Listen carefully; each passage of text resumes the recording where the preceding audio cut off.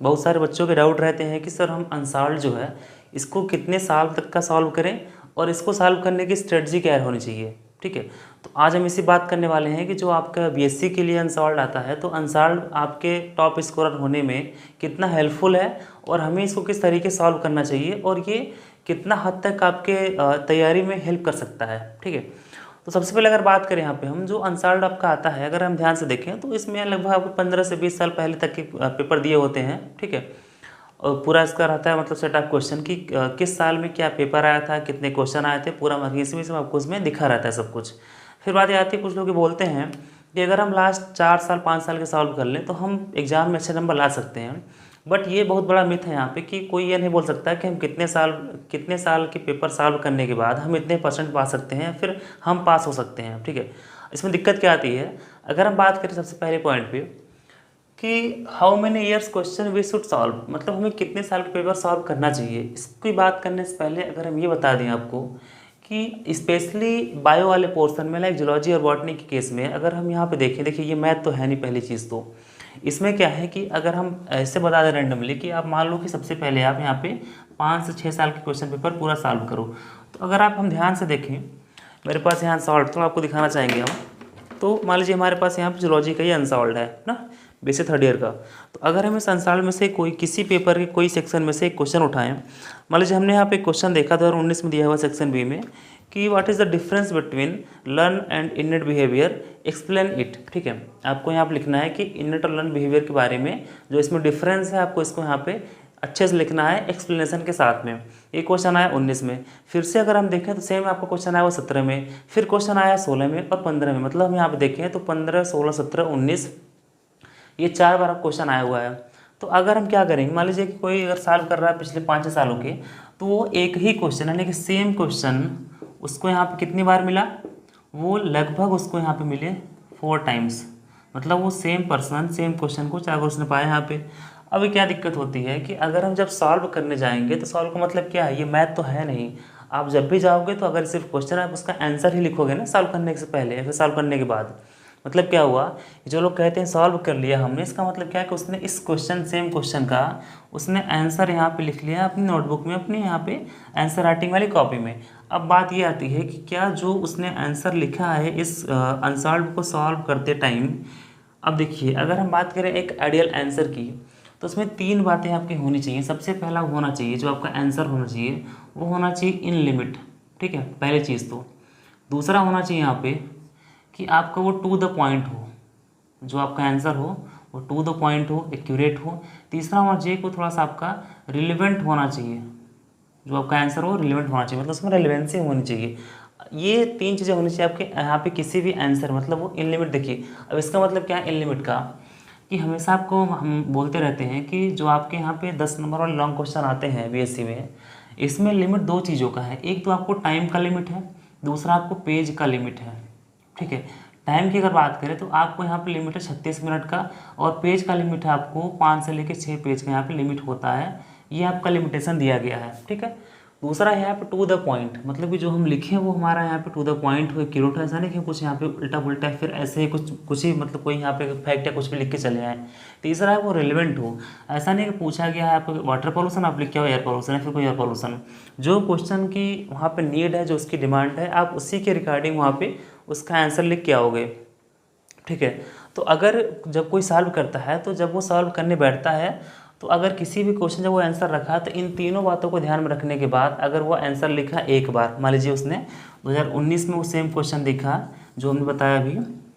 तो 2019 वाले क्वेश्चन जब सॉल्व किया तो उसने यहाँ पे इन तीनों बातों को ध्यान रख के एक बार उसने यहाँ पे सॉल्व कर लिया, मतलब उसके पास वो आंसर आ गया। ठीक है,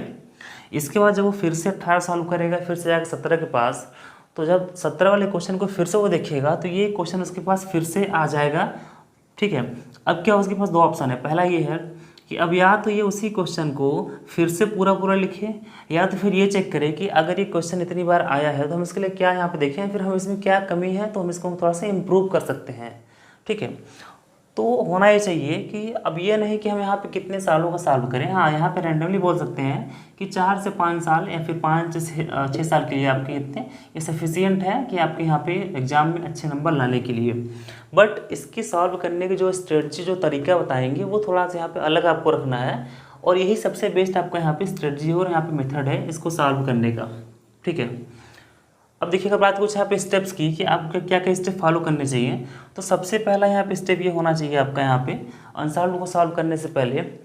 कि जितने भी आपके पास यहाँ पे टॉपिक्स हैं, ठीक है, सिलेबस में, उस टॉपिक को आप यहाँ पे सामने रखो। मतलब पहला ये कि आप पूछिए दो चीज़ें, पहला आपको यहाँ पे चाहिए सिलेबस, और सेकंड आप पूछिए यहाँ पे अनसॉल्व। मतलब सबसे पहला ये है कि आप यहाँ पे सिलेबस को लेके बैठो, इसके बाद एक एक करके आप यहाँ पे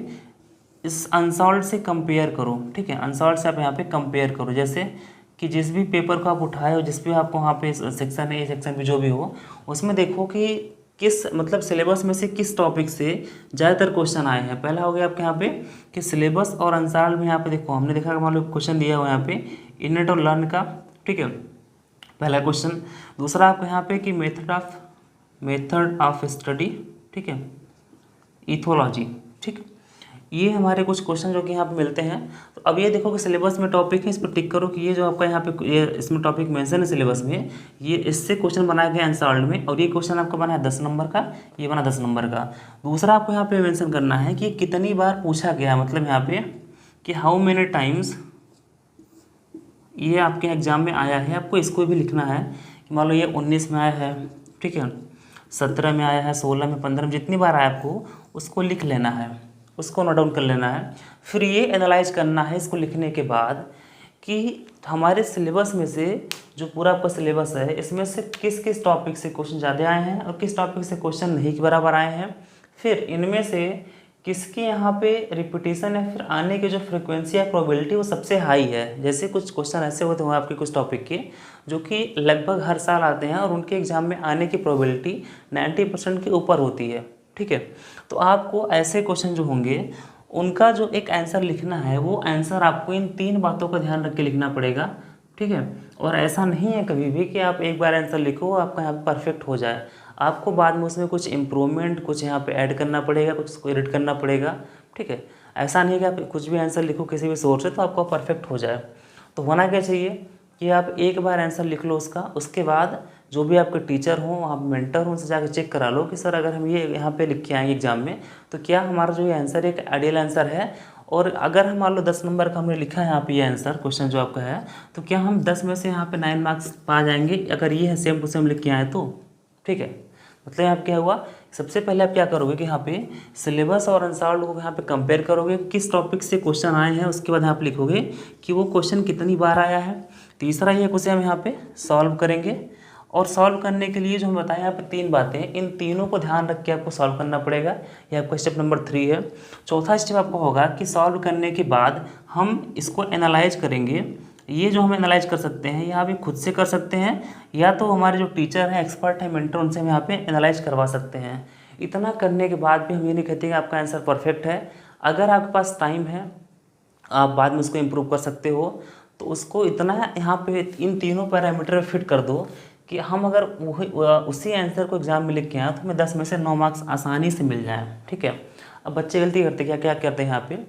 वो रैंडमली ये कह देते हैं कि हम 4 से 5 साल पेपर सॉल्व कर लें हमारा हो जाएगा। लेकिन जब सॉल्व करते हैं तो ये नहीं पता कि अगर जब आपको एक आंसर लिखना होता है तो आंसर कैसा होना चाहिए। सबसे मोस्ट कॉमन मिस्टेक क्या होती है इसमें कि मान लीजिए उसने यहाँ पे 4 साल का क्वेश्चन सॉल्व किया और 4 साल में कोई क्वेश्चन यहाँ पे 3 बार आया हुआ है, बट वो 3 बार को क्या किया, उसी क्वेश्चन का आंसर वो 3 बार लिखा, बट तीनों बार में यहाँ पे इस पॉइंट को छोड़ दिया, मतलब उसका जो आंसर लिखा वो एक एवरेज आंसर लिखा, उसने 3 बार लिखा। ठीक है, तो उसके मन में हुआ कि हमने 3 बार सॉल्व कर लिया एक क्वेश्चन को तो हमारा यहाँ पे नंबर अच्छा है, बट क्या है कि जो उस नंबर का जो उसने आंसर लिखा है उसका नेचर कैसा है, वो सिर्फ यहाँ पे एक एवरेज नेचर का आंसर है उसका। मतलब ये है कि अगर वो लिख के आएगा तो 10 में से 5 नंबर 6 नंबर पाएगा। तो अगर यही काम वो एग्जाम में करके आएगा तो फिर क्या मिलेगा उसको, यहाँ पे 10 नंबर में से मैक्सिमम 5 से 6 नंबर मिलेंगे, शायद उसको नहीं मिलेंगे। ठीक है, दूसरा क्या है, कोई अगर एक ही बार लिखा है लेकिन मेंशन किया है कि क्वेश्चन कितनी बार आया है, सिर्फ एक ही बार में अगर उसने इन तीनों बातों को ध्यान रख के एक अच्छा आंसर लिखा हुआ है और अगर वही आंसर वो लिख के एग्जाम में तो फिर उसको हो सकता है यहाँ पे 10 में से 8 या 9 नंबर मिल जाए, और ये नंबर इसकी तुलना में काफ़ी ज़्यादा होंगे, काफ़ी अच्छे मार्क्स होंगे। ठीक है,